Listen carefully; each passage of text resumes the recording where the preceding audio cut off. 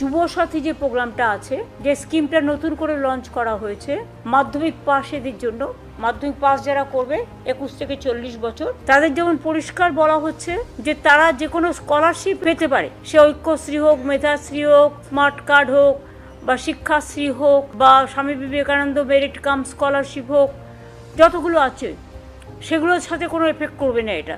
কিন্তু অন্য কোনো স্কিমে যদি তারা টাকা না পায় তাহলে তারা 1,500 টাকা করে আগামী 5 বছর পাবে। তারপরে আবার রিভিউ হবে যতদিন তারা চাকরি না পাচ্ছে। 1 এপ্রিল থেকে ফাইন্যান্সিয়াল ইয়ার শুরু হয়, কাজেই এটা আমরা 1 এপ্রিল থেকে দেবো বলেই ঠিক করেছি। কিন্তু তার আগে আমাকে তো অ্যাপ্লিকেশন জমা নিতে হবে। সেই জন্য আমরা যেটা প্ল্যান করেছি, আমরা কাগজে অ্যাডভার্টাইজমেন্ট করব এবং আমরা প্রত্যেকটা অ্যাসেম্বলি ওয়াইজে 294টা কেন্দ্রে আমরা 294টা ক্যাম্প তৈরি করব, ওই দুয়ারে সরকারের মতোই।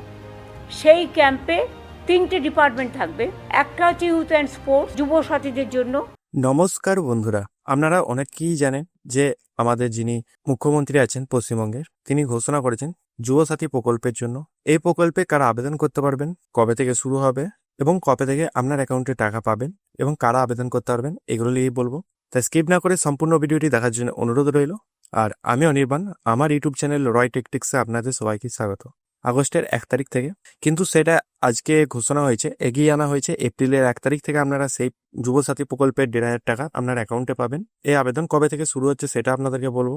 এই আবেদন আপনারা 15 ফেব্রুয়ারি থেকে 20 ফেব্রুয়ারি পর্যন্ত হবে এবং এই আবেদন প্রক্রিয়া হবে আপনার অনলাইনে হবে না। আর এই আবেদন প্রক্রিয়া আপনার যে বিধানসভা কেন্দ্র আছে, সেই বিধানসভা কেন্দ্রে একটি আপনার দুয়ারে সরকার মতো ক্যাম্প হবে, সেই ক্যাম্পে যেয়ে আপনাকে জমা দিতে হবে।